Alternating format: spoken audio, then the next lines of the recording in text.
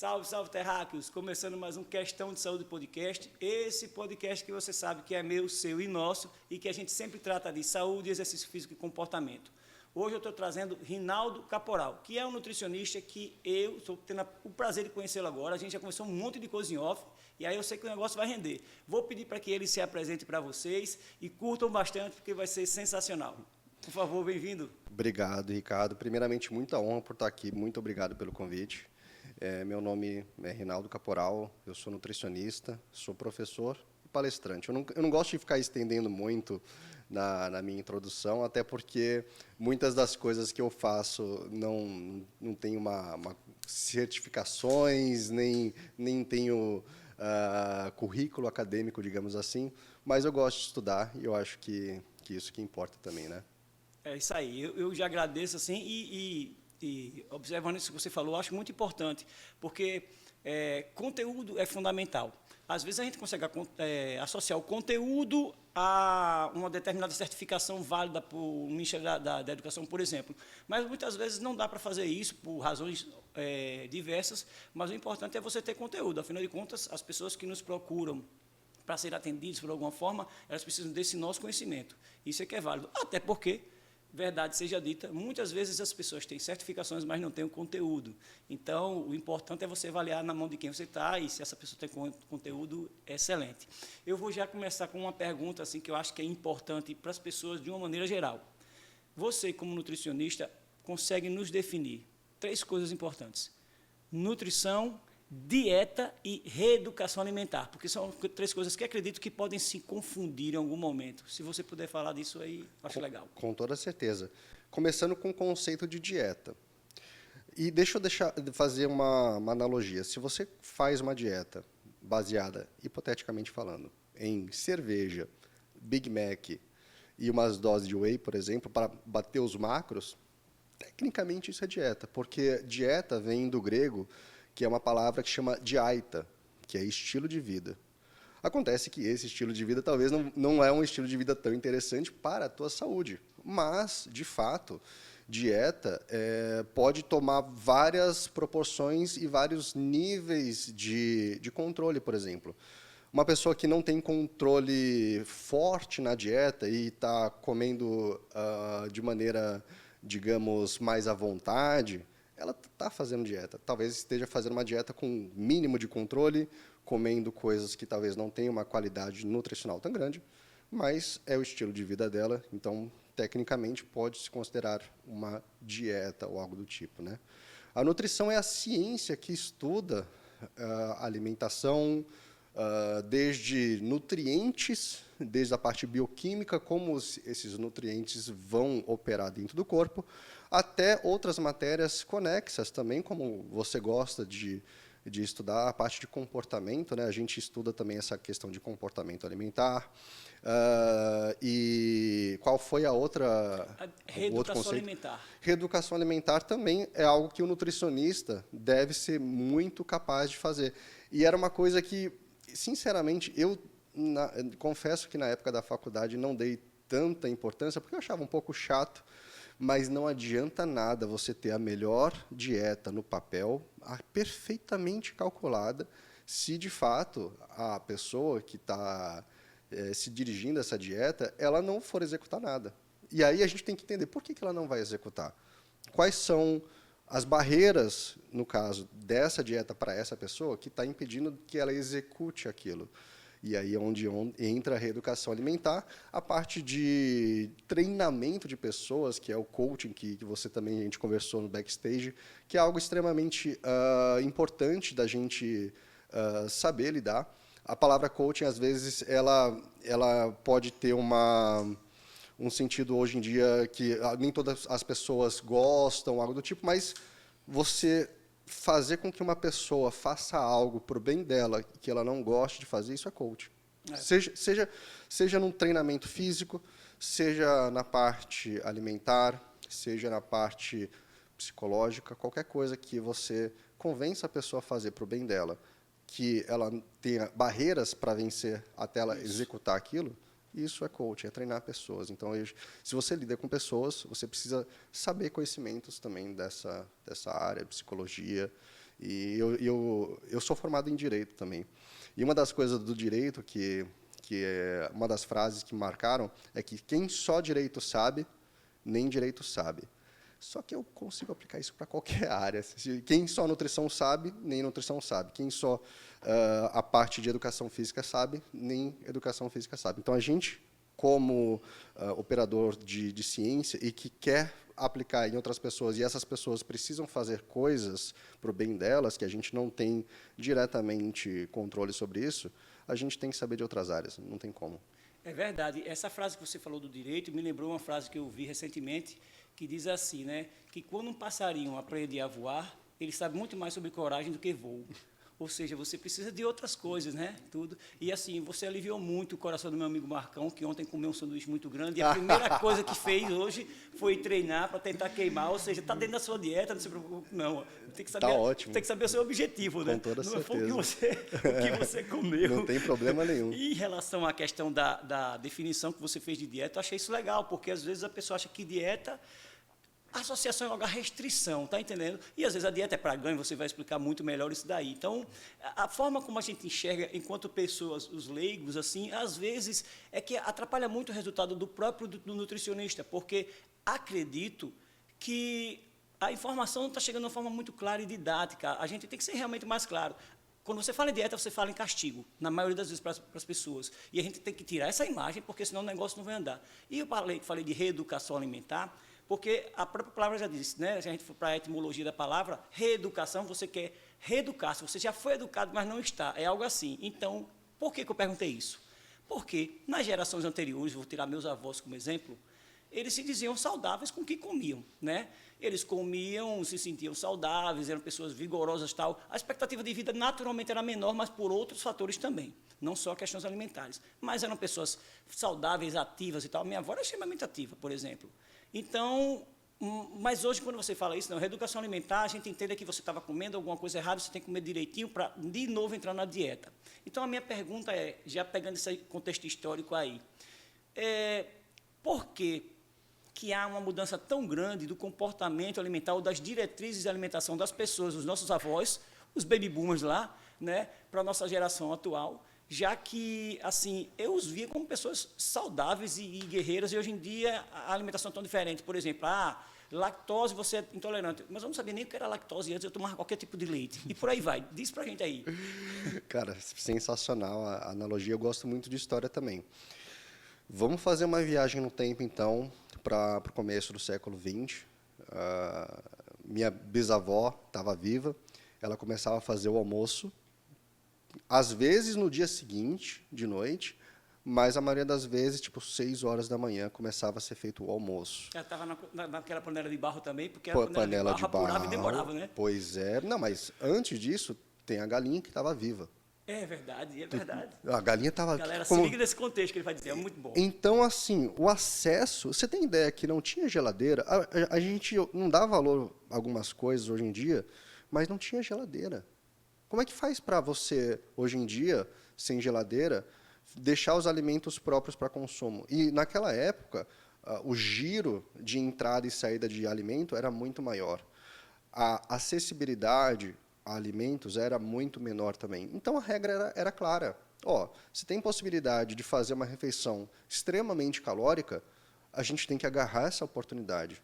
Porque a gente não sabe quanto tempo vai demorar para fazer a outra refeição, a logística para fazer as refeições é extremamente rebuscada e demorada, como falei para você, o exemplo da galinha, às vezes precisa de várias etapas e um dispêndio energético e temporal muito grande para você investir em uma refeição só, que hoje em dia, se eu sacar o meu celular aqui, der 2 cliques, vai aparecer em 20 minutos uma refeição gourmet de qualquer restaurante aqui de Maceió, por exemplo, né? Como mudou, né? Tudo. Mudou muito. E, para você ter ideia, você falou, eles eram extremamente ativos. Dependendo da situação, às vezes não tinha carro, às vezes tinha que andar de bicicleta para cima e para baixo.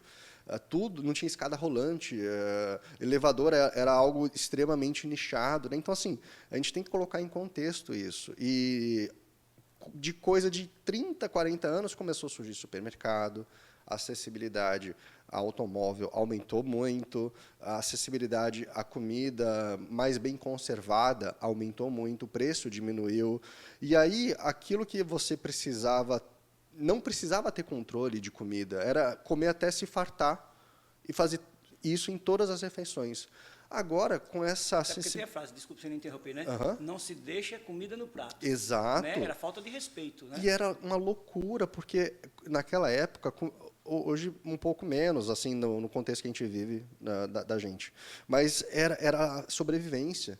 E você, tipo, desperdiçar comida, você fala, pô, você está literalmente jogando uma chance de sobrevivência no lixo. E desrespeitando quem não tem. Exatamente. Né? E aí, nesse contexto, acabou aumentando essa acessibilidade de uns anos para cá, e o conceito da gente falar não para certos alimentos acabou começando a ter um peso maior muito recentemente.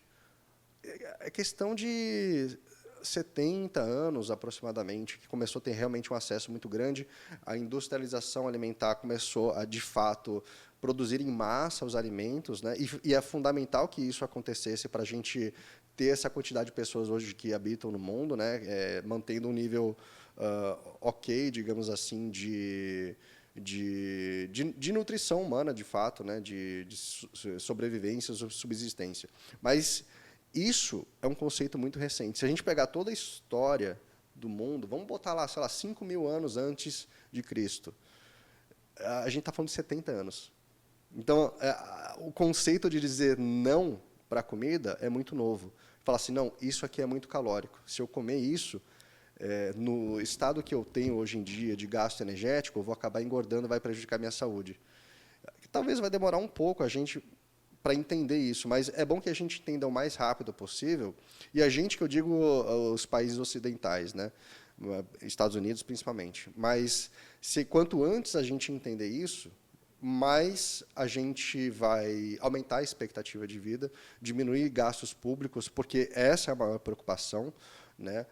Excesso de peso e excesso de adiposidade está ligado a diversas doenças de maneira direta e indireta, doenças crônicas não transmissíveis, e isso tem um custo para os cofres públicos absurdo, diminui a expectativa de vida, e é uma preocupação real, que só agora está caindo a ficha.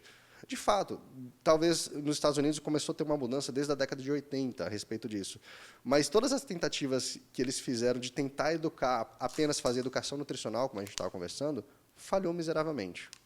Tem que ter uma intervenção pública na base de produção dos alimentos, na redistribuição deles, na acessibilidade deles, não só para a gente, mas para pessoas que não têm acesso, de fato, né, pessoas que estão vivendo abaixo do nível de pobreza.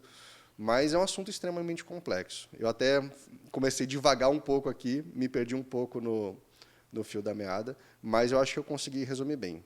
O conceito de falar não para os alimentos em favor da nossa saúde é algo extremamente novo e algo que a gente não se acostumou ainda. Mas é válido, né? Com toda certeza. Válido, a gente precisa fazer isso. É uma questão de evolução realmente da humanidade, né? A gente não tinha esse posicionamento, era a fartura, que era importante, que era mostrar, olha, eu consigo botar dentro de casa esse alimento, minha família não passa necessidades, era saudável porque tenho que comer. Porque eu acho que era muito isso assim, você era saudável porque tinha que comer e não era saudável porque não tinha o que comer.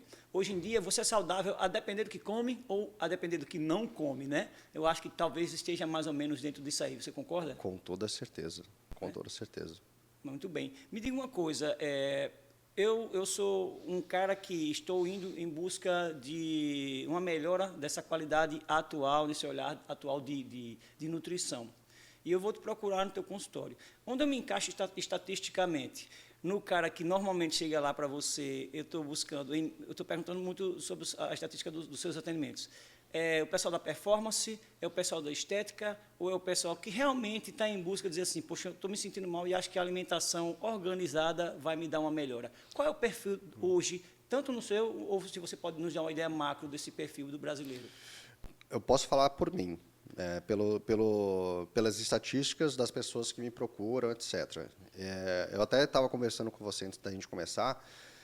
Eu me posicionei muito fortemente na internet como nutricionista de alta performance que lida com atletas, que de fato eu lido e gosto muito, Mas se eu for pegar boa parte das pessoas que eu atendo e que me procuram, são pessoas, entre aspas, normais, com uma profissão que diretamente não tem uma correlação com o esporte, mas que quer melhorar um pouco a qualidade de vida, talvez queira perder uns quilinhos, talvez tenha alguma taxa ou algum parâmetro bioquímico que esteja alterado e que se preocupa com a saúde e com sua aposentadoria fisiológica, né? Que a gente sempre se preocupa com a aposentadoria financeira, que obviamente a gente tem que ter essa preocupação, mas a gente também tem que ter a preocupação de, e nos meus 80, 90, 100 anos?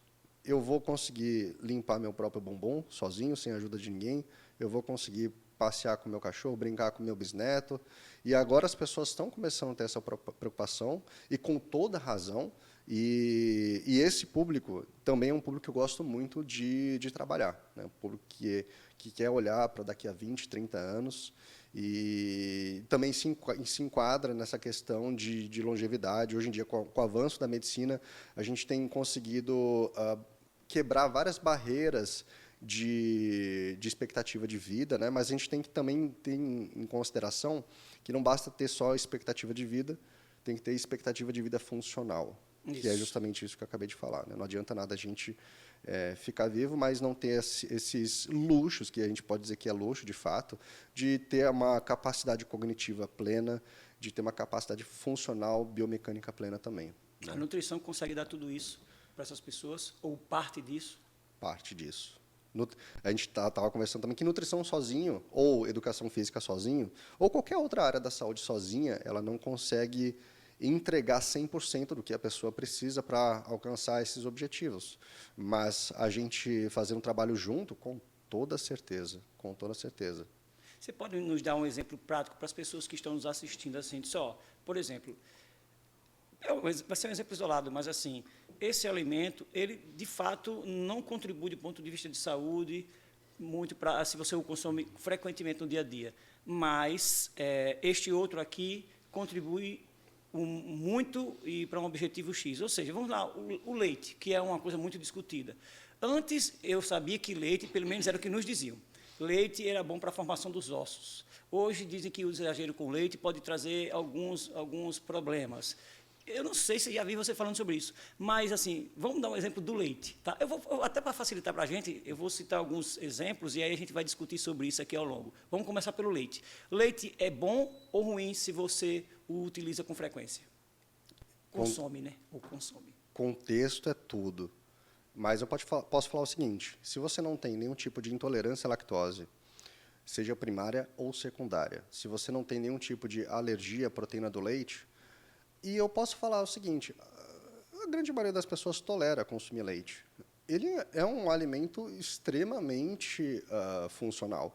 Eu ainda arrisco a dizer, se eu fosse obrigado a ficar numa ilha deserta e levar um tipo só de alimento, algo do tipo, eu cogitaria seriamente levar uma vaquinha leiteira para fazer companhia para mim e me dar comida, porque é um alimento realmente muito, muito nutritivo.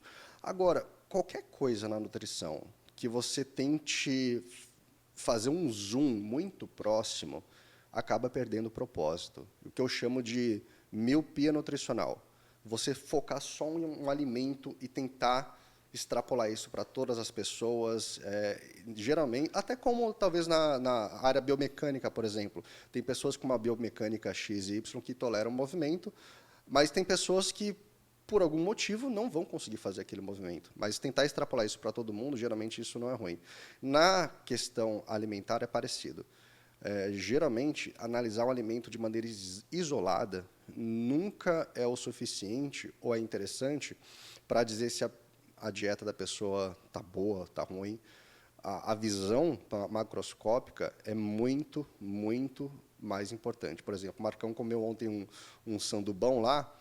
Chegou 100 centímetros de Mas, hipoteticamente, vamos supor que ele faça isso uma vez por semana ou numa frequência baixa, e o resto da dieta dele, ele é extremamente rigoroso no consumo de hortifruti, de grãos integrais, não consome álcool, consome pouca gordura saturada, ele já pratica exercício físico. Ele está muito melhor, por exemplo, do que uma pessoa que não come o sanduba, mas que faz alguma dieta esquisita e que não pratica exercício físico. seja lá que tipo de dieta. A gente tem várias Eu vou lhe perguntar, já eu vou lhe perguntar, o que é uma labels dieta de esquisita dieta. já. Pois é, pois Depois é. você vai dizer, viu? Mas, assim, nutrição é para ser algo simples. Tá, se você consegue garantir alguns pilares básicos, o resto que eu digo, as exceções, o sanduba no final de semana, não vai interferir de maneira significativa em qualquer que seja seu objetivo. Cara, eu achei legal você falar que nutrição é uma coisa simples, porque eu acho que isso passa pela forma como a gente fala para as pessoas. Eu já te falei aqui sobre a questão didática. Como é que você explica para as pessoas não acharem algo tão distante e tão complexo? É muito comum, nas áreas diversas profissionais, o cara ser muito prolixo ou o cara ser cheio de palavras difíceis para as pessoas entenderem aquela mensagem. Eu acho que a gente tem que aproximar. Tanto que eu falo que aqui no podcast, o quão mais a gente puder ser claro para as pessoas que estão assistindo, melhor. Mesmo que aqui a gente hoje já tem um grupo de pessoas que gostam de assistir, que são acadêmicos, né, que são profissionais da área de saúde, por exemplo, mas tem as pessoas que são leigas. E aí, quando você fala de formação, eu acho muito importante. Por exemplo, você disse que tem que ser uma coisa simples. Pegando para a minha área, eu posso ser muito simples para um cara para falar, olha, o cara fez uma avaliação física comigo e eu fiz uma avaliação nele postural, composição corporal, e eu identifiquei que ele tem um problema muito acentuado, por exemplo, de cifose torácica. Aí ele joga, para quem não entende, joga muitos ombros para frente, fica aquele corpo meio caído. E aí eu digo para ele assim, eu não tenho necessariamente que dizer o exercício, eu posso até dizer, mas simplesmente assim, a gente vai ter que trabalhar, obviamente, a sua musculatura das costas. Ele vai entender por quê. Porque se a gente contrair mais a musculatura das costas, naturalmente você já vai ficar um pouco mais ereto e vai diminuir essa postura que tende a lhe causar dor. Aí depois eu vou destrinchar o exercício tal, aí vou montar a periodização tal. Mas eu quero que ele entenda aquilo que está efetivamente causando problema para ele de forma clara e rápida. Essa tua musculatura das costas, que eu iria falar com a gente, e o pessoal, dorsal, e a gente ia falar da ação das escápulas e tal e tal. Mas não. As suas costas não estão legais. A gente tem que melhorar isso. Você vai ter que se manter o mais ereto possível ao longo do dia. Você consegue isso. Até porque postura tem relacionamento com atitude. Se você não está muito legal, você tem uma boa postura, não está legal, você vai estar assim durante o dia. Se você é uma pessoa sempre muito para cima, quase sempre você consegue se manter assim. Então, a informação ela tem que ser uma coisa muito clara para as pessoas. E aí, quando você fala de dieta, eu imagino que você vai dizer, eu vou dividir em proteína, carboidrato e tal. Normalmente tem proteína nisso, nisso, nisso. Aí depois você vai destrinchar para o cara, aquilo que você me falou eu acho que foi de um aplicativo da planilha do seu amigo, Sim. que a pessoa tem que ter um pouco de entendimento. Mas a gente sempre tem que começar, ao meu ver, de uma informação muito simples, que o cara ganhe confiança naquela informação e ele diz, poxa, eu posso começar a entender mais a fundo. Porque eu acho que ele naturalmente vai se interessando. Carboidrato, ele fala sobre carboidrato, eu vou pesquisar um pouco para conhecer mais carboidratos. Será que dentro desses carboidratos eu gosto de alguma comida? Na próxima consulta eu vou dizer a ele, doutor, eu vi essas comidas aqui, são carboidratos, eu posso ingerir porque dessas eu gosto dessa e essa. Ou seja, você gerou uma interação onde a cara já vem com confiança suficiente para discutir com você, porque não é difícil que a pessoa não te pergunte algo por medo de estar sendo ignorante e de me pagar mico. Não sei se eu estou me fazendo entender com você por isso, pelo que eu estou falando. Mas, em suma, quanto mais clara e rasa é a nossa forma de falar para as pessoas, para a pessoa ter esse acesso, eu acho melhor. Deixa para a gente a questão mais específica. Você concorda com isso? 100%. Inclusive, foi uma dificuldade que eu tive muito no começo, porque antes de começar a atender pessoas, eu comecei a dar aula em faculdade, dar aula em pós-graduação, e o normal, para mim, sempre foi usar termo mais técnico mesmo. E é normal no início, né? A gente está muito empolgado com tudo que a gente está aprendendo. Eu confesso a você, e todo mundo que assistiu alguma aula minha em 2016, 17, 18, algo do tipo, percebeu isso. Percebia, tinha uma certa dificuldade, e eu sabia que era uma limitação muito grande. A maneira como eu contornei isso foi, de fato, treinar a minha fala, treinar as minhas abstrações, a maneira de passar conhecimento. E, hoje em dia, eu me esforço muito para pegar algo bem complexo e explicar de uma maneira que uma criança de 5 anos entenda. Se você consegue fazer isso, primeiro, você tem um domínio muito grande do assunto, e, segundo, você consegue passar o conteúdo para todo mundo, né? Então, acho que isso é muito importante. Para isso, uma das coisas que me ajuda muito é fazer analogias. Em algumas aulas, por exemplo, que eu dou, eu faço analogia com o Megazord, explicando a via mTOR, Que por legal. exemplo. Tá Cara, foi legal, é muito interessante. Tenho certeza que você atinge fácil o objetivo aí. Cara, né? E eu fiquei muito triste um dia desses, porque eu fiz essa analogia do Megazord e eu percebi o quão velho eu estava, porque só eu e umas 3 pessoas da sala entenderam, velho. Bom, e eu eu sou mais velho rachei que de você, rir. porque eu sou antes do Megazord, eu tenho que admitir. Pois é, mas eu velho. gosto disso. Aí eu falei, cara, mas vocês entenderam o conceito e tal? A gente entendeu, mas não entendeu esse boneco aqui que parece um robô. Eu falei, calma aí, gente, vocês não sabem o que é o Megazord? Aí eu, poxa, fiquei triste, eu tô bem velho mesmo. A galera tem acesso a coisas mais novas, né? Pois é. Mas essa é uma técnica chamada técnica Feynman, que era um físico, um físico que ficou muito conhecido não pela habilidade de física, que ele tinha muito também, mas principalmente pelo modo que ele passava o conhecimento para os alunos dele. E todo mundo falava que ele era um professor, uma sumidade, né, na parte de compartilhamento de conhecimentos, justamente porque ele fazia essa Entender facilmente o que era seria sumarização. Ele sumarizava, fazia analogia, processava, mastigava e conseguia transportar esse conhecimento extremamente difícil para todos os tipos de pessoa. Tá vendo aí? Eu sempre digo que informação é muito importante e a maneira como você passa. E o quão mais empático você for na hora de passar a sua informação, melhor. Porque a gente sabe que é uma forma de muita gente se posicionar. Tem uma questão de ego natural do ser humano, você vir com uma linguagem, puxa, que palavra é essa que esse cara está usando e tal. Mas quando se trata de você prestar um serviço de utilidade pública, como comer direito, como ter saúde, como ter acesso a coisas que vão fazer com que você viva numa sociedade mais feliz, saudável e longeva, a gente tem que ser simples, direto e dar confiança à pessoa para a pessoa dizer assim, entendi. Porque se não entendeu, não adiantou de nada, né? Então, é uma coisa realmente que eu acho fundamental. Outra coisa que você estava falando, então, agora sair das pessoas mais comuns, vou para o cara da performance, tá? Restaram, falei das pessoas comuns, né, entre aspas, falei de performance, falei do pessoal estético. Eu vou começar pelo estético, porque eu tenho uma pergunta para fazer sobre performance depois. O meio estético também, ele se confunde, porque as pessoas acham que é a grande maioria, porque é quem a mídia trabalha, porque vende muito o meio estético, né? Então, as pessoas procuram muito, sobretudo no nutricionista esportivo, eu vejo isso na minha área, que as pessoas vão procurar nutricionista esportivo, porque eles entram logo no caminho do suplemento e tal. Então, eu sempre digo às pessoas aqui, apesar disso, a maior fatia é que não é estética e performance. Mas, enfim, essa galera lhe procura. É o tempo inteiro em busca de suplementação, eles acreditam que conseguem sem suplementação, porque o estético ele quer delinear o corpo dele, seja para ganho, seja para perda. Mostra para a gente como é o perfil dessa pessoal, como é a busca, se eles conseguem as coisas, se eles não conseguem. Deixa para a gente esse contexto, por favor. Cara, esse objetivo estético ele está muito permeado em basicamente todos os níveis que você possa imaginar. Eu já atendi, por exemplo, paciente que já estava em remissão de câncer, né, já estava sendo tratado, e falou, não, eu quero melhorar um pouco a minha saúde intestinal, que eu venho da quimioterapia, etc., tal, mas também quero perder um pouco de gordura e ganhar massa muscular.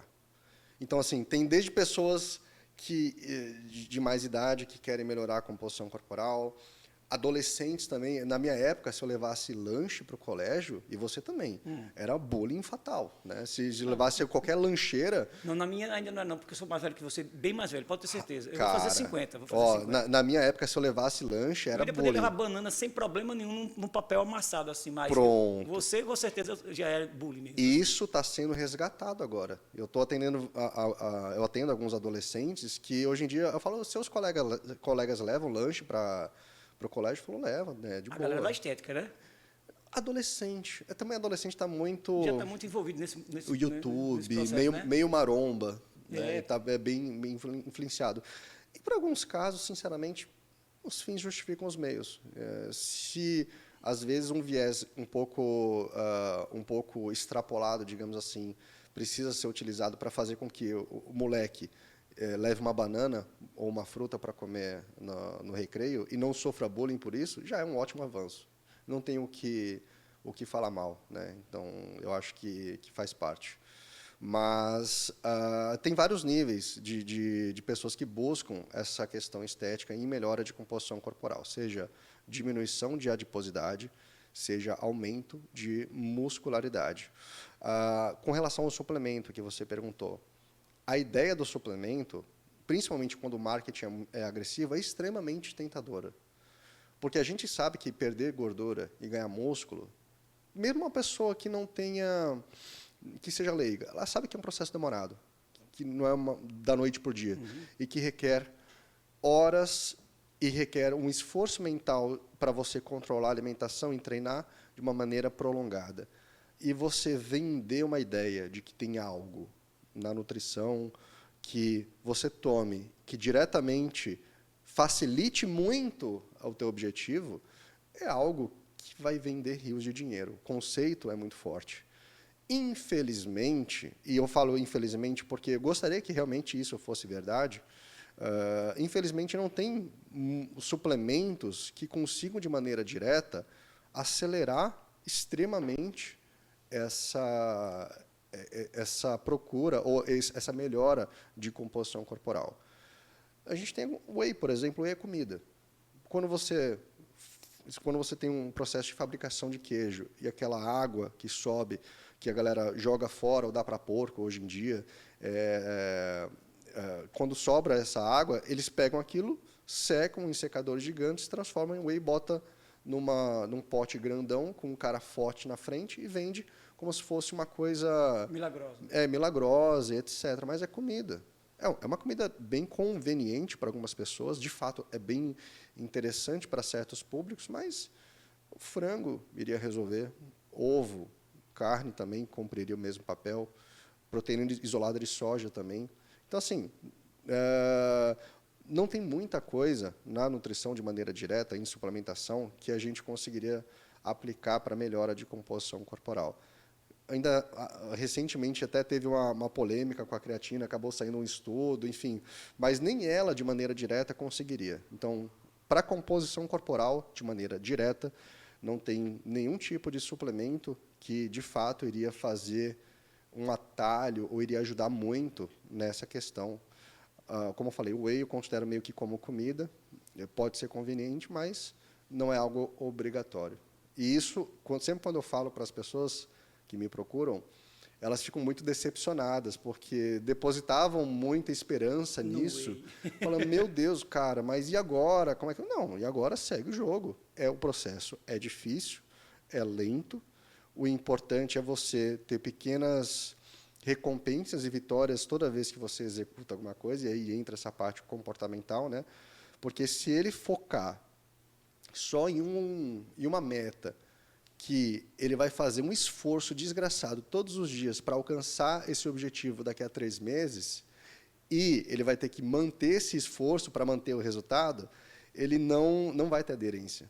E é o que geralmente acontece. A pessoa fica na dieta, ou uma pessoa sedentária começa a fazer exercício físico, não vê tanta modificação e fala, já que eu não vi tanta mudança, não vou fazer mais. E é esse processo de você ter, beleza, tem uma meta de objetivo e uma meta de processo também. Meta de processo, talvez, pode ser achar um tipo de exercício que você goste de fazer, ou achar uma rotina alimentar que seja agradável e que esteja de acordo com os teus objetivos, que tenha uma qualidade nutricional boa. É esse o X da questão, e é justamente isso onde eu e você a gente consegue entregar muito valor, seja na parte de exercício físico, seja na parte de nutrição propriamente dito, né? Me diga uma coisa, então, eu vi que você falou sobre ganho de massa muscular e perda do percentual de gordura simultaneamente. Você tem algo sobre isso que eu vi nas suas redes sociais. Destrincha isso para a gente, porque, de fato, é uma coisa que, na minha área, as pessoas procuram muito. Particularmente, eu acredito que é possível, num contexto onde você pode associar alimentação, treinamento, comportamento da pessoa e tal. Quando você fala especificamente naquela situação lá, explica para a gente como é isso. Isso que você acabou de descrever, de 2020 para cá, foi positivado, de fato, a terminologia. Isso se chama recomposição corporal. Eu queria lembrar desse termo, que você falou esse termo. Recomposição... Recomposição corporal. Perder gordura simultaneamente ao ganho de massa muscular. É possível. Isso é de quanto para cá? 2020, é? De 2000 para cá foi positivo, de 2000, 2021, né? Tem 2 décadas aí já na... dois anos aproximadamente. Mas era Não, um termo... 2000 ou 2020? Não, desculpa, 2020 e 2021. Então, 2 décadas já, né? 2 décadas, a gente já está em 2023. 2020, 2021. Não, foi em 2000, foi 2000 ou foi em 2020? 2020 a 2021. Ah, tá, 2 anos a 3 tem anos. aproximadamente Sim, então 2 é anos. muito novo isso. Apesar dessa terminologia já ser utilizada de maneira coloquial e informal, mas foi positivada no meio científico recentemente, né? Tá. 2020, 2021. E é possível nos mais variados contextos. É possível, por exemplo, um contexto mais otimizado ou mais provável que aconteça é uma pessoa que não seja relativamente destreinada para treino de força resistido e que não tenha um percentual de gordura extremamente baixo. Se tiver uma genética otimizada para o processo de muscularidade, também ajuda. Mas se ele tiver esses dois contextos e ele tiver um mínimo de boa vontade de começar a praticar treino de força resistido, fazer academia propriamente dito, ele tem grandes chances de sofrer recomposição corporal. É possível que atleta sofra recomposição corporal? Sim. Outras coisas agora começam a entrar em pauta mais específicas, como, por exemplo, a periodização dele, o quão próximo ele está do calendário competitivo, qual é a modalidade dele, qual é o nível de muscularidade do potencial genético que ele já se encontra no momento. Tudo isso começa a ter um peso maior. Mas já tem estudo de caso, por exemplo, com atleta de powerlifting, de alto nível, de recordista realmente, que ele sofreu recomposição corporal. Qual é o contexto? Ele estava meio parado, estava num período que estava voltando de lesão, e era um período que ele queria também, porventura, ele se tornou vegetariano, e aí aproveitaram para fazer um estudo de caso com ele. Ele perdeu gordura e ganhou massa magra, ganhou muscularidade, propriamente dito, em uma magnitude até relativamente alta. Mas, de novo, contexto. Ele estava no nível que ele estava relativamente destreinado e voltou a treinar com mais força, teve um controle dietético maior também, né? Então, existe essa possibilidade para diversos contextos diferentes, sem sombra de dúvida. Eu acho o suprassumo, sabia isso? Você conseguir fazer esse, você perde percentual de gordura, você ganha massa magra, eu acho que é o suprassumo do negócio. No meu entendimento, falando de forma bem superficial no treinamento, que normalmente eu sugiro para uma pessoa que busca isso comigo, tratando só do treinamento, sem a questão da nutrição, falando isoladamente. Eu tento fazer um trabalho realmente de força, de moderada a uma força realmente intensa, para tentar estimular o ganho de músculo dessa pessoa, à medida em que eu costumo usar pouco intervalo, usando intervalos ativos, para que aquela pessoa mantenha também um trabalho metabólico ao mesmo tempo. Porque eu acho mais prático dele entender, se ele tiver resistência para tal, pessoal, a gente vai meter uma carga razoável para a gente fazer um número X de repetições. Ao terminar, você vai para um outro exercício e a gente vai fazer não do mesmo grupamento muscular, porque talvez você não vá conseguir, né? Se tiver um nível bom, até fácil, mas é mais difícil. E a gente vai fazer, digamos, um supino com um agachamento. Aluno razoável, intermediário. Faz o supino e sai direto para o agachamento. Só aí você vai ter um intervalo e a gente tenta manipular a variável intervalo. Porque acho que isso aí pode ajudar nesse sentido. Eu não sei se isso associado a uma estratégia sua de dieta seria algo interessante. Você acha que é? Cara, vários caminhos levam a Roma. Tanto na parte de treinamento, quanto na parte de dieta. Na parte de dieta, o que é importante para otimizar as chances disso acontecer, do processo de recomposição corporal acontecer? Primeiramente, ter um aporte de proteína adequado e talvez até um pouco maior do que uma dieta, digamos, eucalórica, ou com uma quantidade calórica um pouco mais elevada. Nesse caso, você já sugere que essa pessoa use o whey, ela não está naquele grupo que você disse, não precisa? Depende muito da conveniência que ela quer. Tá. Então, por exemplo, se você for prescrever batata doce e frango para um médico plantonista que trabalha 60 horas por semana, a chance dele conseguir fazer todas as refeições é mínima. Porque tem refeições que ele precisa basicamente broncoaspirar a comida em 2 minutos. Entendeu? Então, a conveniência do whey entra aí. O whey é extremamente conveniente. Não é extremamente necessário para todo mundo. Eu acho que isso é uma boa colocação. Mas, para algumas pessoas, ele ajuda muito o processo. Mas, dito isso, proteína um pouco acima da quantidade normocalórica para pessoas que buscam hipertrofia e treino de força.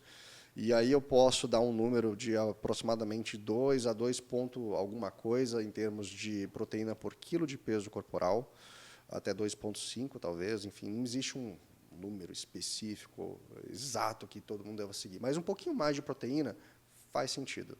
Até para proteger o músculo do processo de catabolização. Por quê? Aí eu entro na parte de caloria. Uma dieta com leve déficit calórico é interessante. O processo de recomposição corporal, o que vai acontecer? Para você ter hipertrofia é uma reação endergônica. Então, por exemplo, essa caneta tem tampa, por exemplo? Tem. Pronto. Reação endergônica é o seguinte, você tem um aminoácido aqui e outro aminoácido. Para você fazer essa ligação peptídica, você obrigatoriamente precisa fazer um investimento energético aqui, ATP. Certo. Sem ATP, você não faz uma proteína, nenhuma. Quando eu digo proteína, eu não estou falando da proteína do músculo só. Estou falando de uma imunoglobulina, de uma hemoglobina, qualquer proteína do corpo você não faz sem investimento energético. Acontece que esse investimento energético pode vir de duas fontes, da comida, propriamente dito, ou de coisas que já estão dentro do seu corpo. A gente tem um estoque energético muito grande, porque se tem uma coisa que o ser humano é extremamente competente em fazer, é ficar vivo, principalmente em períodos que tem pouca comida. Tanto é que a gente se adaptou muito bem para períodos de pouca comida, e agora que a gente tem muita comida, a gente está se lascando, né? A adaptação só é boa quando é contexto dependente. Quando o contexto se inverte, uma adaptação que era boa acaba sendo ruim. Mas, enfim, isso aí a gente pode conversar depois. Mas a gente vai utilizar a energia que está dentro do nosso corpo, através da gordura, propriamente dito, para fomentar o processo de hipertrofia. Por isso que é possível. E quando a gente estuda, fala, mas quando você quer perder gordura, você precisa catabolizar, e quando você quer ganhar músculo, você tem que ter uma reação anabólica. E elas são contrárias do ponto de vista energético. Elas são contrárias se a gente analisa elas de maneira separada, fora de um sistema. Mas um sistema onde acontece simultaneamente vários desses processos anabólicos e catabólicos, é perfeitamente possível, não tem problema. Ele acontece. A gente vai utilizar o ATP, advindo do processo de catabolização da gordura, de quebra da gordura. Essa energia ela vai utilizar para ser fomentada para fazer ligações peptídicas para adaptação muscular, seja ela sarcoplásmica, seja ela miofibrilar. Então, perfeitamente possível, acontece em vários níveis. E da parte de nutrição, é isso. Proteína um pouco mais acima do normal, e um leve déficit calórico também. Não pode ser muito grande, na maioria das vezes. Algumas pessoas até toleram déficits absurdos e conseguem ter recomposição corporal. Mas o déficit calórico ele não pode ser muito grande para a maioria das pessoas, principalmente para atletas. Por quê? O processo catabólico pode ficar agressivo demais para que ele tenha rendimento no treino e que, de fato, consiga criar adaptação, principalmente de ganho de muscularidade, de hipertrofia muscular. Mas, para a maioria das pessoas, um leve déficit calórico funciona muito bem. Para pessoas com excesso de peso muito grande e destreinadas, elas toleram dietas extremamente restritas em termos energéticos, e se ela levantar peso na academia, ela vai ter recomposição corporal. Apesar de que, nos métodos de avaliação física, a gente utiliza desde avaliação física tradicional, com glicômetro, fitinha, desde avaliações físicas com DEXA, scan, tomografia, ressonância magnética, é muito difícil de verificar. Só tem um estudo que conseguiu verificar isso, que utilizou biópsia muscular em pessoas com um excesso de peso grande, que levantaram peso durante algumas semanas, e eles perderam uma quantidade de gordura grande, e a área de secção transversa muscular, que a gente observa isso na biópsia, que é um indicador para saber se a pessoa teve hipertrofia ou não, aumentou. com uma dieta de aproximadamente 700 quilocalorias. Para botar em contexto, eu não sei como é que é o teu hábito alimentar, Ricardo, mas eu aposto muito dinheiro que o teu almoço tem aproximadamente essa quantidade, 700 até um pouco mais de caloria. Vou chutar, eu como sempre arroz, eu sou muito igual. Arroz, feijão, eu gosto de um tomatezinho, frango ou carne. Eu não gosto muito de verdura, assim, de verde, né? Mas algum legume, sempre. Quanto pesa teu prato? Rapaz, eu não saberia precisar, não. Mas vamos lá, eu boto 2 colheres de arroz, 1 colher de feijão. Colher de servir?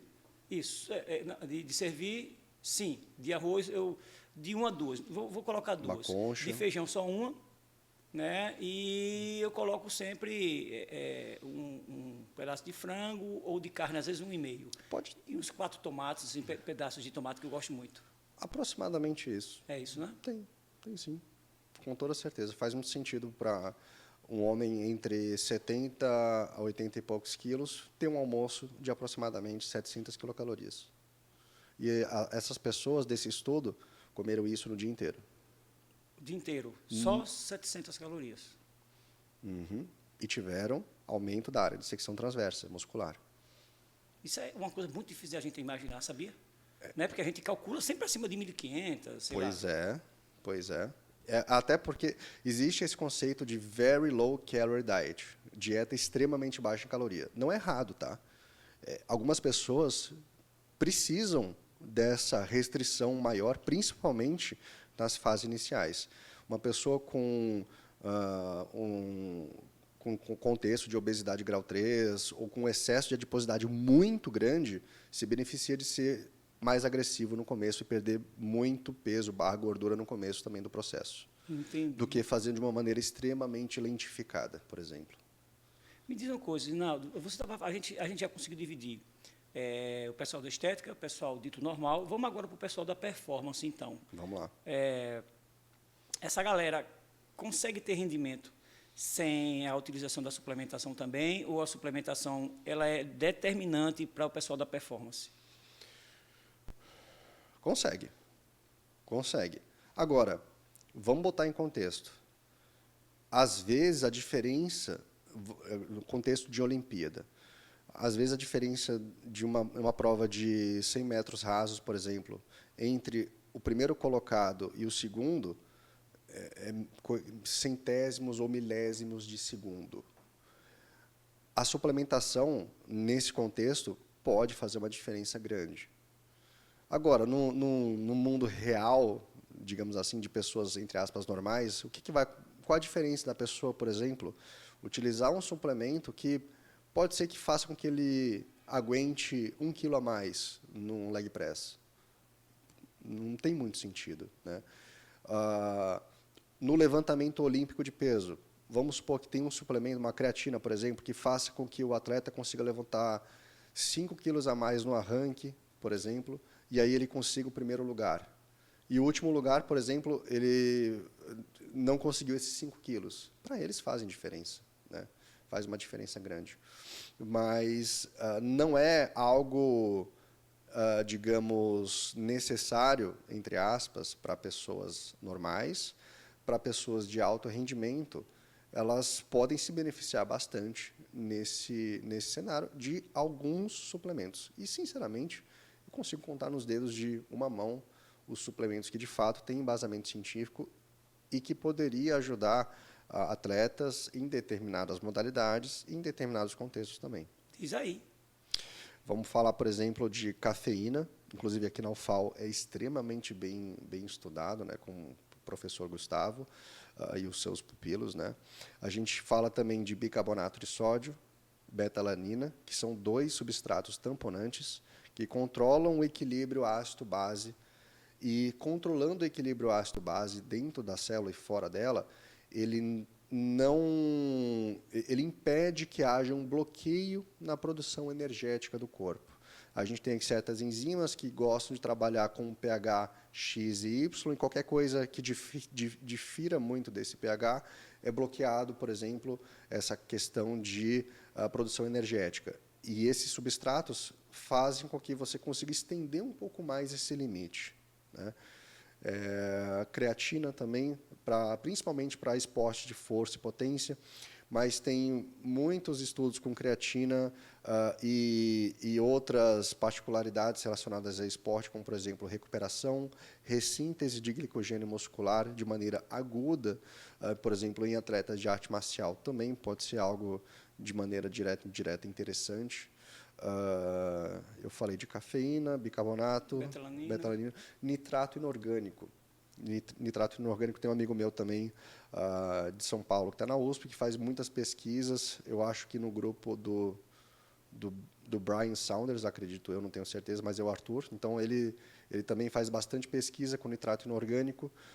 Funciona como um substrato que otimiza a economia energética do corpo, potencialmente tendo boa aplicabilidade. E eu digo potencialmente, tá? Porque é algo que realmente é constantemente investigado. A gente não consegue bater o martelo, talvez, em muitas coisas, mas no triatlon já foi investigado que ele melhora a economia energética, ele diminui a demanda de oxigênio em alguns casos. A modalidade de endurance, maratona, também pode ser interessante. Há investigações acerca da aplicabilidade do nitrato inorgânico, por exemplo, em algumas outras modalidades, como a arte marcial, treino de força resistido, mas para essas modalidades ainda realmente é bem anedótico e experimental, ainda está se desenvolvendo raciocínios acerca disso. E só para contextualizar, o nitrato inorgânico é uma substância que foi muito associada ao consumo de beterraba, por exemplo.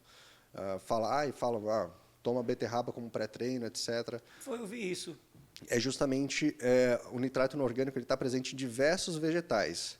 Acontece que o vegetal talvez seja o mais próximo de ser conveniente, bem entre aspas mesmo, de você tentar consumir ele através do vegetal, é de fato a beterraba. Mas é bem rico também na rúcula, só que, por exemplo, parece pouco, né, 100 gramas, mas 100 gramas de rúcula ou agrião é uma floresta amazônica, porque é um negócio que dá muito volume, né? Então, a beterraba acabou levando esse label, esse rótulo de alimento extremamente rico em nitrato inorgânico, que de fato ele é. Mas, grande maioria das vezes, para você obter essa quantidade de nitrato mínima para começar a fazer efeito, tem que ter uma quantidade de beterraba muito grande.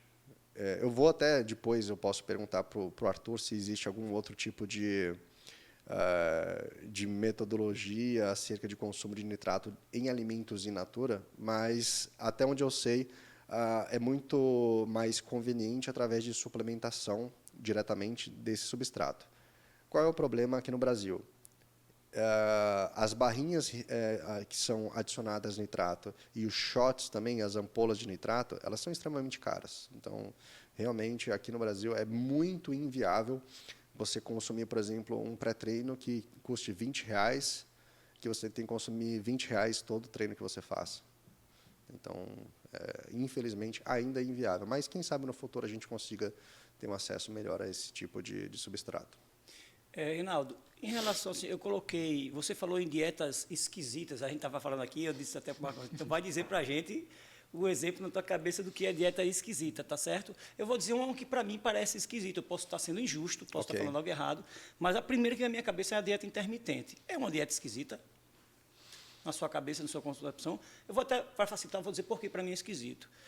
Eu acho que, para as pessoas ditas normais, passar tanto tempo sem comer pode causar algum dano para a pessoa, dos mais variados. A pessoa pode passar mal, desmaiado no trânsito, dirigindo, a pessoa pode ter qualquer outro tipo de acometimento de saúde, por falta de algum nutriente que ela precisava ter no corpo naquele intervalo de tempo, que normalmente são longos. É claro que eu ouço muita gente dizendo que boa parte desse tempo da intermitente é da pessoa dormindo, mas, se for por mim, está lascado, porque às vezes eu durmo 4 horas, 5 horas, então é pouco tempo dormindo, eu não durmo as 8 horas ideais. Fala aí para a gente, por favor. Interpretando de maneira direta a terminologia dieta intermitente, se você não está de maneira direta com uma alimentação parenteral ou enteral de maneira constante, você não está com uma dieta linear. Você tem uma dieta intermitente, e isso é o normal, né? Mas existem níveis de intermitência, e aí é onde você conceituou muito bem. O que você conceituou é uma dieta que se chama Time Restricted Feeding, padrão dietético de alimentação no qual você tem gaps e janelas maiores de abstenção de alimentação direta, né? Mas existem diversos jejuns intermitentes. Tem esse que você citou, tem jejum, por exemplo, que você literalmente não come nada num dia e come no outro. Tem jejum que você, ao invés de ter a janela de restrição alimentar de manhã, você tem de noite. Então, tem diversas camadas de estudo acerca disso, né? Mas, respondendo à tua pergunta, Ricardo, não é um padrão de alimentação de maneira, digamos, reducionista, que vai causar diretamente um impacto negativo nas pessoas. Nisso, eu tenho que falar também um pouco de crononutrição, que é justamente o efeito do timing da alimentação e como isso pode afetar no nosso padrão metabólico, por exemplo. Então, para algumas pessoas, o mesmo pão com queijo que come de manhã vai ter um efeito diferente se comer à noite. Isso porque a gente tem diversos mecanismos de controle, de otimização de processamento de alimento, que para algumas pessoas pode ficar muito mais otimizado de manhã do que de noite. Então, esse jejum intermitente, por exemplo, para pessoas que talvez já estejam com algum tipo de resistência à insulina ou uma diabetes instalada, e isso ainda é relativamente anedótico. Assim, a gente não tem uma precisão muito forte, mas, potencialmente, essa pessoa pode se beneficiar, por exemplo, em fazer a janela de restrição alimentar à noite. Tendo em vista que, do ponto de vista objetivo, nós primatas, primatas e homo sapiens, né, mas assim, essa espécie que a gente faz parte, ela é muito mais otimizada para processar nutrientes e fazer a digestão, o processo de digestão, num período diurno e talvez até vespertino. Acontece que de noite a gente talvez não tenha essa mesma habilidade e pessoas que já estejam com esse tipo de resistência à insulina, a curva glicêmica delas, por exemplo, pode ficar alterada de maneira negativa. Nesse contexto específico, tá? Mas eu estou sendo bem nichado, né? De uma maneira geral, é um protocolo interessante. Qualquer tipo de restrição temporal dietética pode ser interessante para reduzir a caloria da dieta daquela pessoa de maneira crônica e fazer com que ela tenha uma perda de peso ou até um controle, por exemplo, de algum parâmetro bioquímico alterado, seja a glicemia, seja, por exemplo, algumas questões do lipidograma também, que está de maneira direta e indireta ligado ao peso corporal. Mas, de uma maneira generalista, a gente tem já uma base muito forte sobre o jejum intermitente e as suas variantes, e de que não faz mal à saúde, de maneira genérica, né, generalista. Tem casos e casos, como eu falei para você, mas de maneira generalista não vai fazer mal, não. Então, me diz uma coisa, já que você esclareceu essa questão do intermitente, eu achei muito bacana você falar da terminologia da palavra intermitente, é qualquer coisa que você está dando um espaço de tempo, um hiato, né? Mas esse parâmetro de que uns fazem hiatos maiores ou menores, de acordo com o planejamento, é que ditaria se aquilo é viável ou não viável, para quem deve ser ou não deve ser.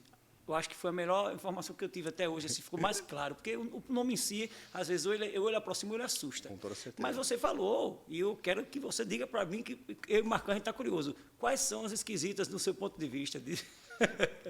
Esse foi o meu, né? Excelente. Dizer, né? O Marcão está preocupado com aquele, você sabe que ele está preocupado com o sanduíche. Ai, cara, não, o sanduíche não é esquisito, não, o sanduíche é normal, inclusive eu comi pra caramba também essa semana passada, mas, para mim, qualquer dieta que tenha um embasamento científico fraco e que talvez tenha um holofote midiático muito forte é uma dieta esquisita.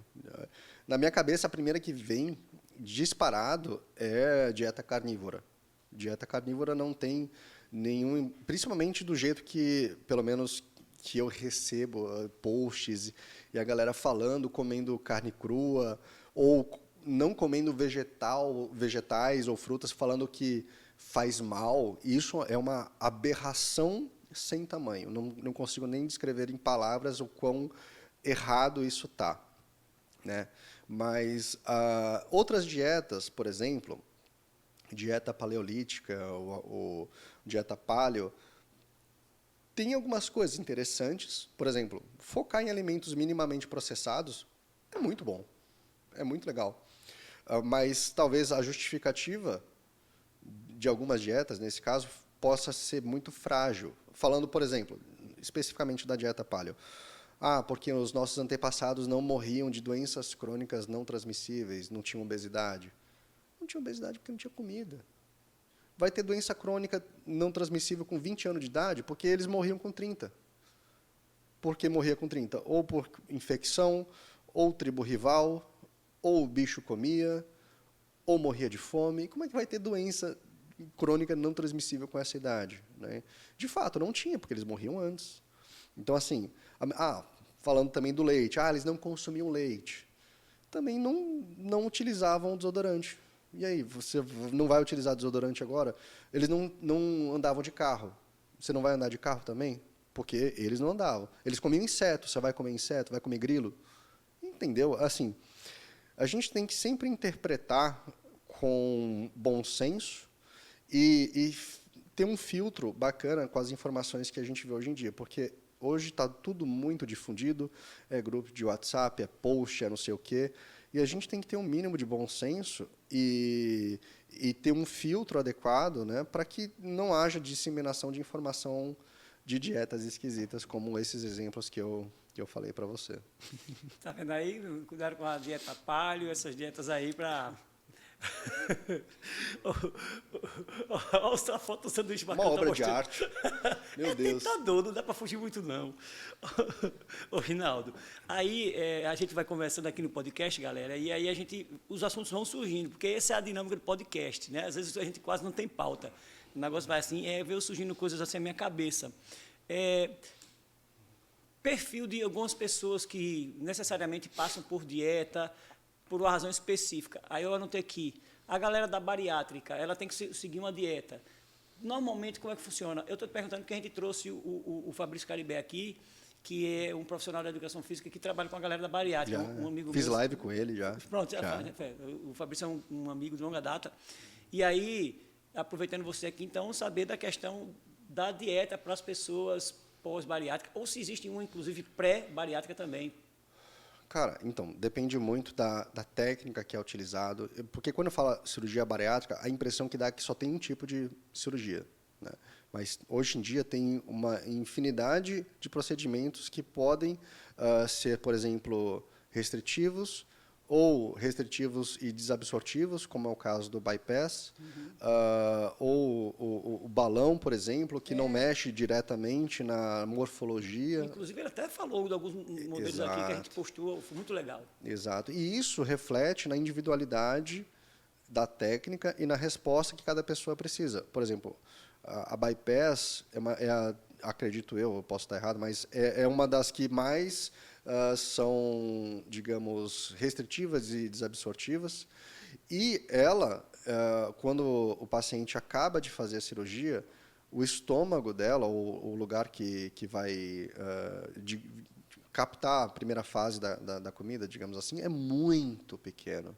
Fica muito pequeno. E aí, obviamente, ela não vai tolerar um volume de comida grande, precisa de fases de adaptação, precisa de cálculos específicos de necessidade proteica, principalmente o whey, que a gente conversou, que é muito associado, por exemplo, maromba, academia.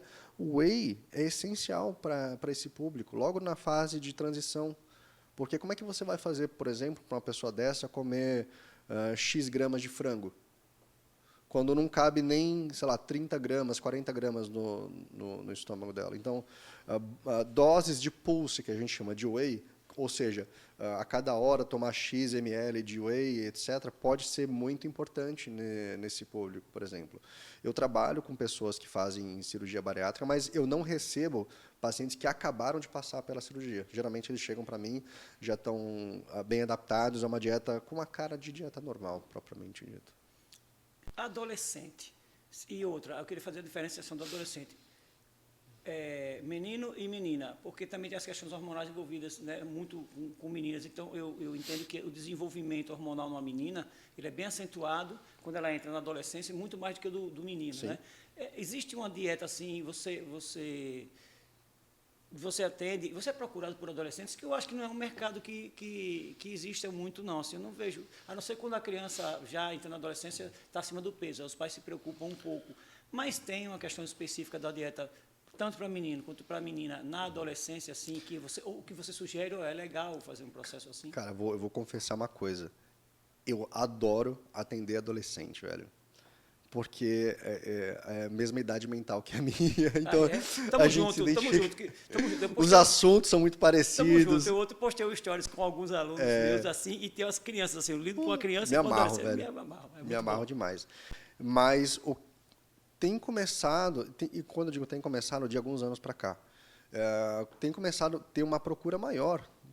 E não é por parte dos pais, não. Eles mesmos, tem vários adolescentes que vão lá com os pais e falam, você me conhece de onde, velho? Falou, não, eu conheci na internet e pedi para minha mãe e para meu pai vir aqui. Falei, caramba, que legal. E eu acho que essa influência, por exemplo, do YouTube, do meio maromba, etc., que é algo que movimenta muita atenção e dinheiro, tem influenciado esse público também. De novo, tem muita coisa que é influência negativa. Isso a gente não pode negar. Mas, às vezes, os fins justificam os meios. Se está tendo um impacto positivo para que o menino, pelo menos, ele comece a prestar mais atenção na dieta dele, falar, realmente, eu preciso comer um pouco melhor, eu preciso comer um pouco... Falaram que vegetais é importante. E, hoje em dia, graças a Deus, tem excelentes pessoas que representam, que são a ponte entre a ciência e o meio maromba. Que, inclusive, era uma coisa que eu não me considero, obviamente, do meio maromba. Na verdade, eu procuro me afastar um pouco disso. Mas você sabe que as pessoas associam você Associam, com esse estereótipo, né? associam. O cara maromba, né? Mas, por exemplo, eu não... nem pensar, eu sou um personal que ninguém dá essa moral, não. Você tem... Aí tem agora representantes, por exemplo, com alcance grande e com embasamento científico forte também. Pessoas que estão divulgando ciência, que conseguiram unir a atenção desse público que gosta desse meio com a comunicação científica e o embasamento científico também. Que me vem à cabeça agora, por exemplo, tem vários colegas, mas o Thales, lá de Brasília, o Thales Fachin também, o cara que está fazendo muito bem esse trabalho. Ele tem um alcance muito grande. E ele acabou de se formar também, um cara novo, mas hard science, que gosta de ciência, gosta de comunicar a ciência. E o público que consome o conteúdo dele é o mesmo que consome, por exemplo, dos caras grandes, de, sei lá, Paulo Musi, Renato Cariani e etc. também, né? Que tem também contribuições boas. De novo, para muitas coisas, eu acredito que os fins justificam os meios. Então, a gente não pode olhar só para coisa ruim, sem pesar os efeitos positivos que essa comunicação possivelmente vai render no futuro. Por exemplo, quantas pessoas que você conhece que potencialmente começaram a entrar na academia por conta do Arnold Schwarzenegger? Pô. O impacto mundial que uma pessoa teve... Imagina, daria para calcular, por exemplo, quanto o Arnold Schwarzenegger economizou de dinheiro em saúde pública no mundo? Não dá. É uma excelente visão, de fato, porque ele estimulou muita gente, isso... Ele utilizava hormônio, que não é algo interessante para a saúde de uma maneira genérica. Ele participava de uma competição que não era diretamente ligado à saúde, à estética, né, fisiculturismo, mas o impacto que ele teve na saúde, eu não sei calcular, mas eu sei que foi gigantesco. No mundo inteiro. Verdade. No mundo não inteiro. só na saúde, como no mercado fitness também. Também. Gerou emprego, cara. Também. Pô, então, a gente tem que botar tudo em contexto. Tem coisa que não é tão interessante, sim, mas tudo, né? se equilibra com toda certeza. A balança é positiva. No geral, foi muito positivo. A balança é positiva. A balança dele foi muito positiva. Aí, assim, você falou isso, eu falei de adolescente, porque eu treino adolescentes, né? E, assim, E o mercado do adolescente chegou para mim muito pela confiança que os pais têm em mim no trabalho que eu tenho com os pais. É aquilo que eu te falei do relacionamento, da humanização e tal. Eu costumo dizer que assim, eu tenho mais clientes e de forma tão longeva por uma questão muito maior de relacionamento e confiança do que uma questão técnica e conhecimento.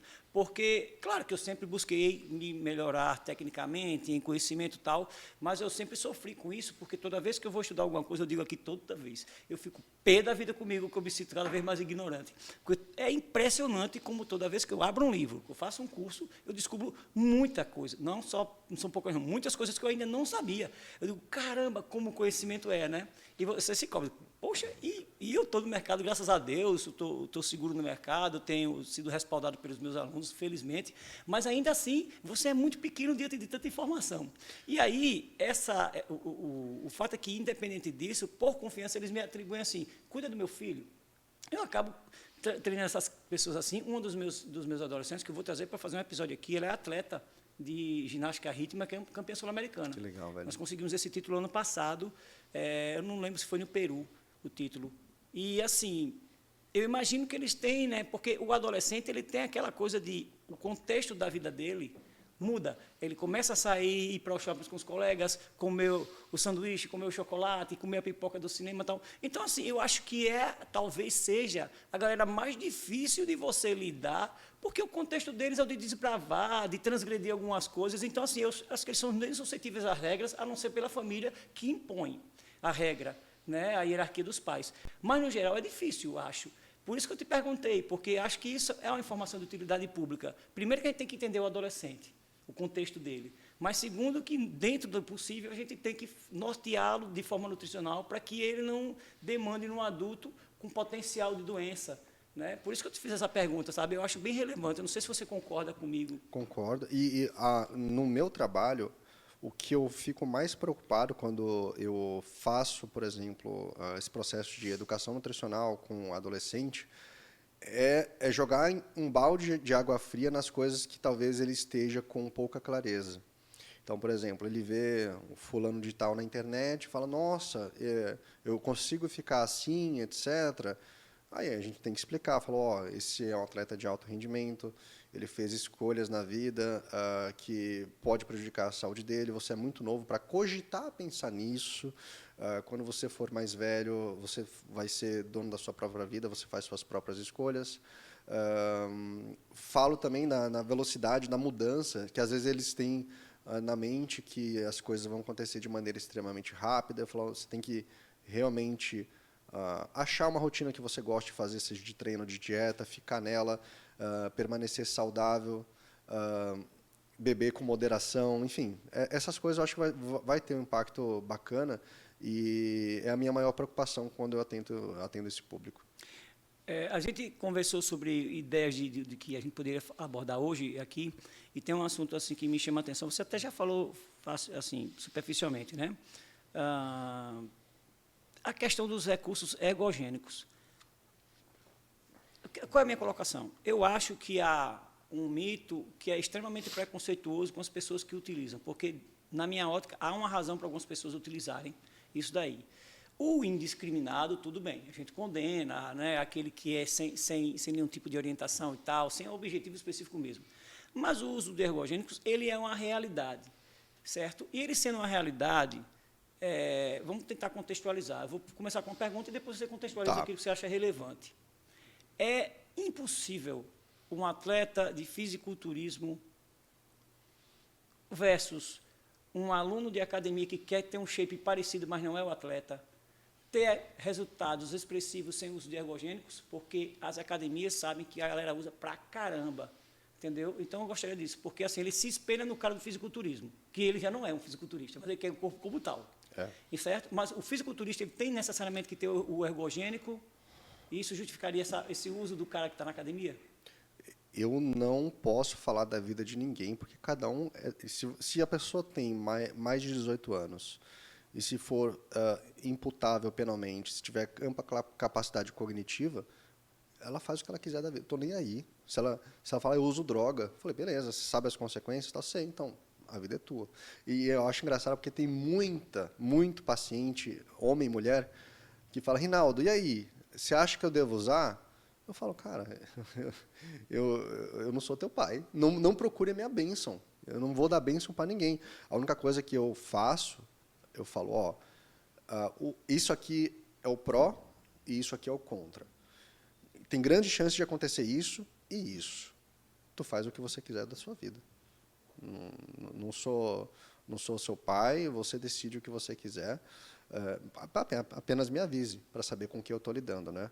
Mas fazendo esse paralelo em pessoas que utilizam hormônios de maneira exógena e pessoas que não utilizam, tem pessoas com potencial genético para hipertrofia muito forte.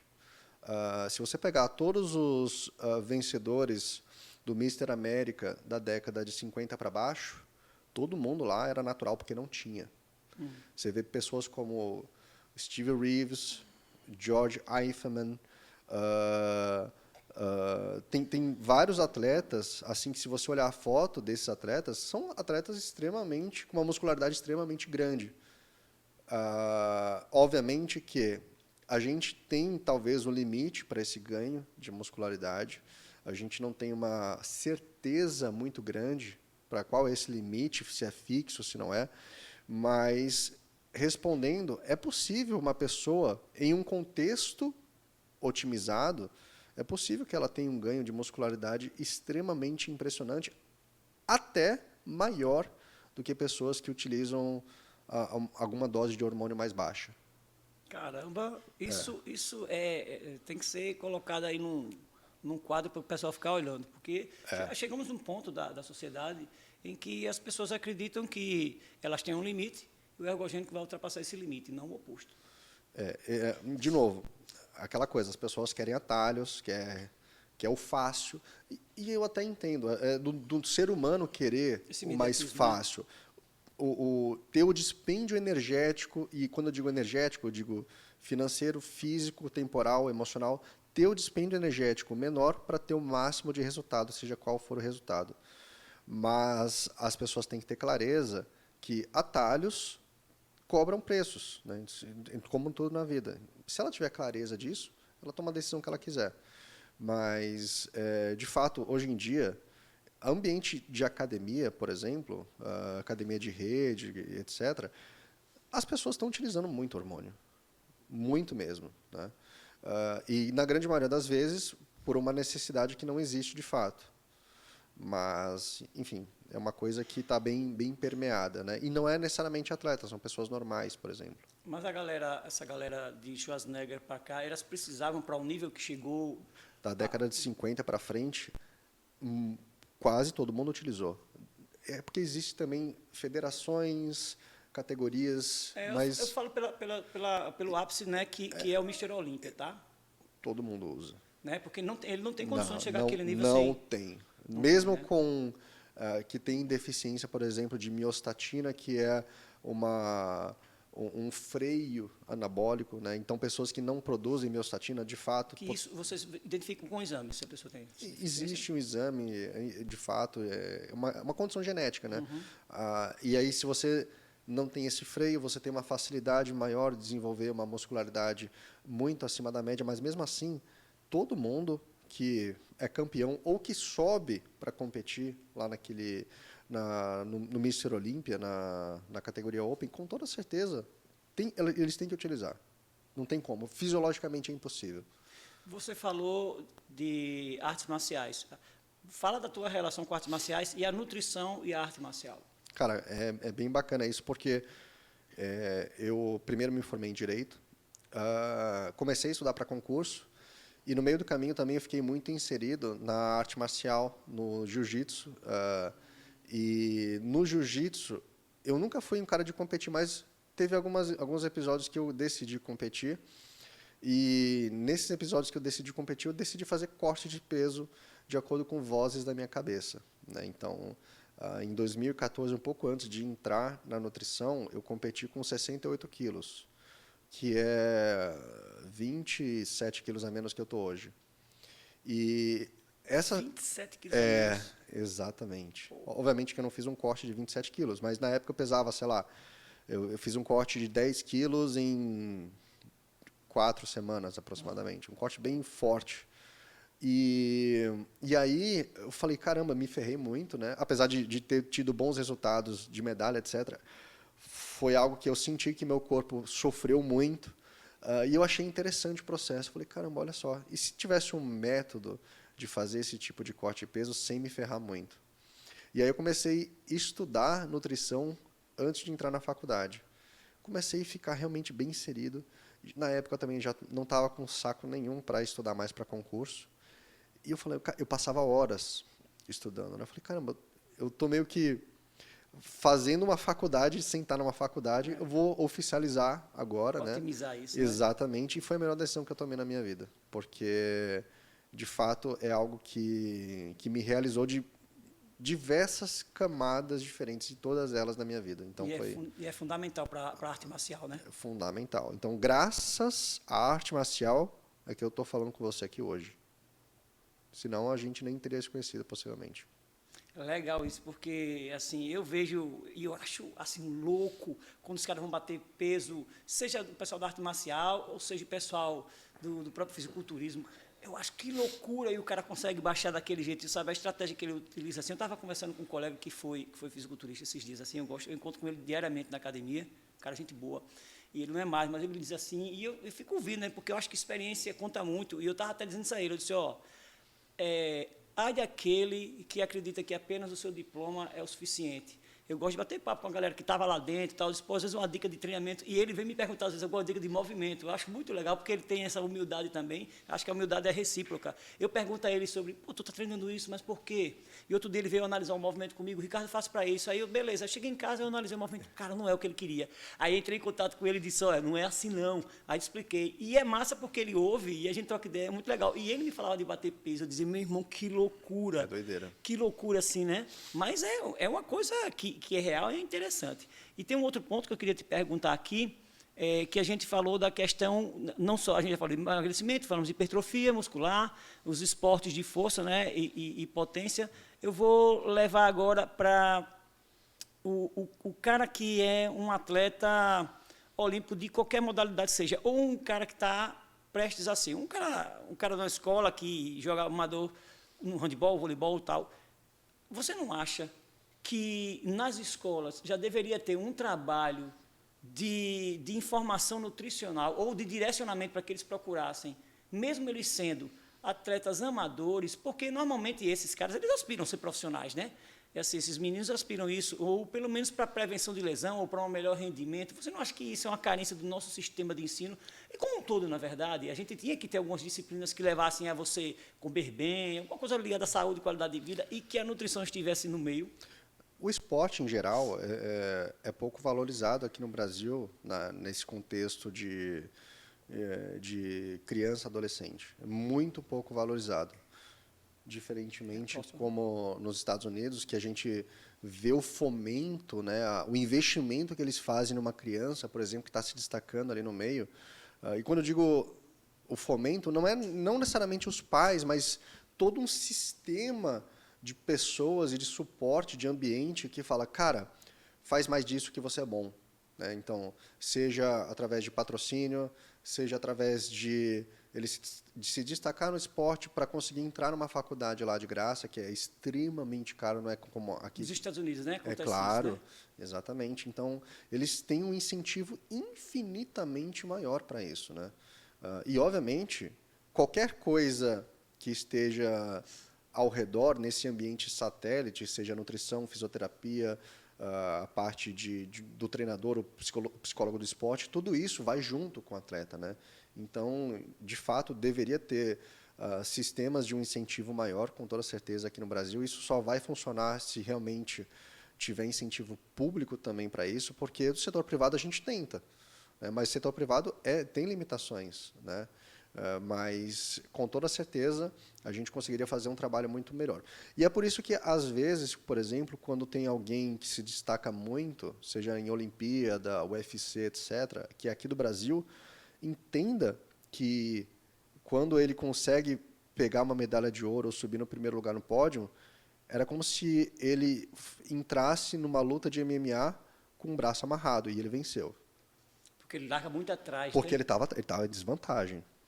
A desvantagem é absurda. Pelo contexto que ele vive, até chegar naquele ponto. Ele ganhou com um braço só, do cara do americano que começou a treinar wrestling com 10 anos de idade, teve todo o suporte financeiro do setor público, entrou na faculdade por conta do wrestling e etc, etc, etc. Então, quando isso acontece, quando um brasileiro acontece, de chegar nesse patamar, entenda que ele chegou e venceu em desvantagem absoluta, né? Então, às vezes, por exemplo, o cara teve que, além de treinar não sei quantas horas por dia, ter um trabalho extra para sustentar em meio período, e ainda teve que comprar suplemento do próprio bolso, teve que fazer vaquinha, teve que rodar de Uber para pegar o dinheiro para comprar passagem, tudo isso do próprio bolso e com a própria energia. Então, a gente tem que sempre contextualizar.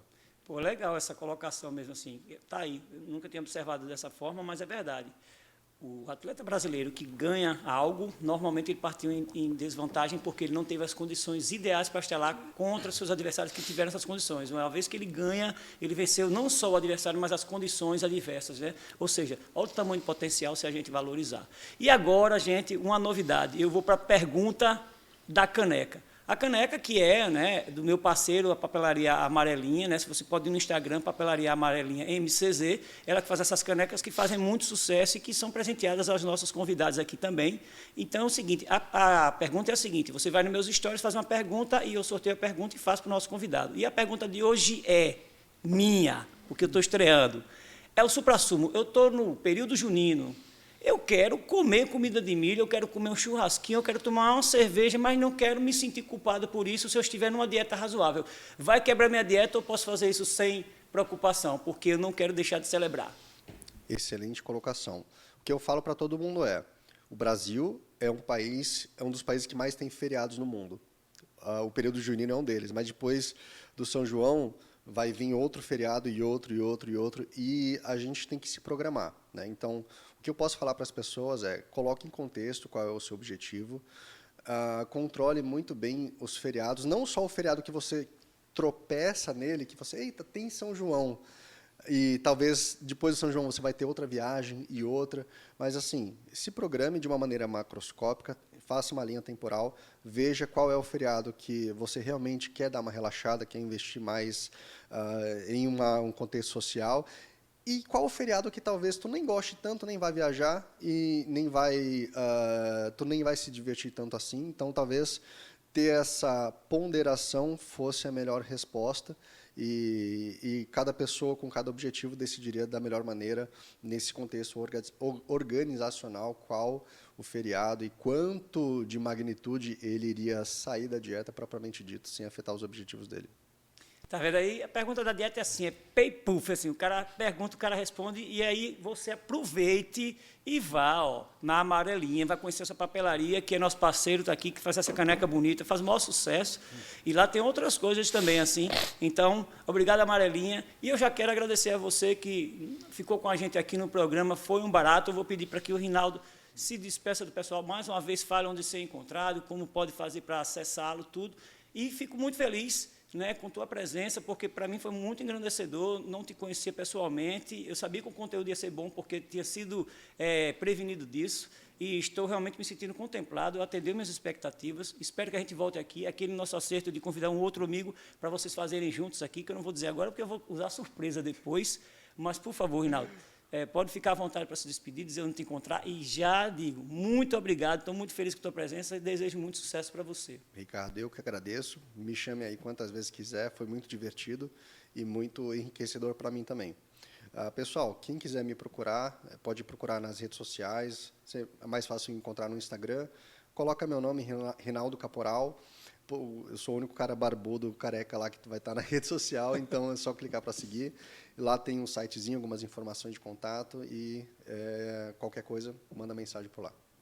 Bom, gente, encerrando então, depois dos 10 primeiros episódios que nós fizemos, né, a série de 10, estamos de volta agora com vários episódios. Ao longo das semanas vocês vão ter esse episódio, toda terça-feira entra lá no YouTube, que você vai ver que tem novo episódio, Também temos no Spotify os episódios que começaram a ser postados depois, mas você vai encontrar, e brevemente isso com o Rinaldo também vai estar lá. E fica de olho nos stories, né, para poder participar da promoção da caneca. E, não se esquece, se você está gostando, você pode comentar, e aí você sugere o que você quer como tema que a gente pode trazer aqui. Compartilha se você acha que a informação que essa aqui, que nós tivemos aqui, ela é relevante para as pessoas que você gosta. Não guarda, divide, que a gente quer um mundo melhor. E, se você puder e quiser, se inscreve no canal, ativa as notificações e a gente vai se falando. Beijo para todo mundo, muita luz e muita paz.